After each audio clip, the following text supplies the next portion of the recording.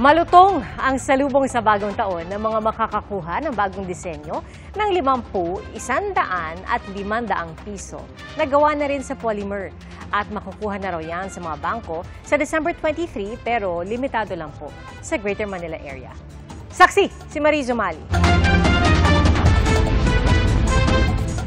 Ito ang Visayan Leopard Cat na tinatawag ding maral.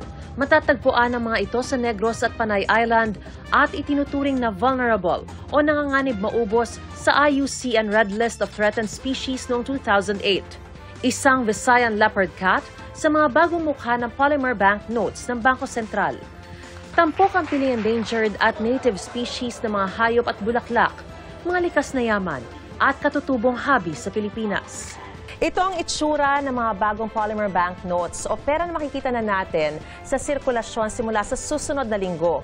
Bukod sa 1,000 piso kung saan tampok ang Philippine Eagle, tampok naman sa 500 peso bill ang Visayan Spotted Deer, Palawan Peacock Pheasant sa 100 piso at Visayan Leopard Cat sa 50 piso. The first Philippine polymer banknote series is smarter, cleaner, and stronger. Smarter because they have advanced anti-counterfeiting features and a smaller carbon footprint. Cleaner because viruses and bacteria do not survive on polymer as long as they do on paper. And stronger because they last longer than their paper counterparts. And if they do get dirty, you can easily wipe them off with a damp cloth without any damage to the banknote whatsoever. Another key advantage is security.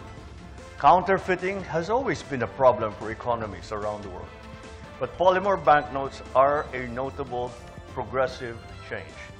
Their advanced security features make it more difficult to replicate. Simula December 23, pwede nang makuha ang bagong banknotes sa mga bangko, pero limitado muna ito sa Greater Manila area. Sa Enero na mapapalawig ang sirkulasyon nito sa buong bansa.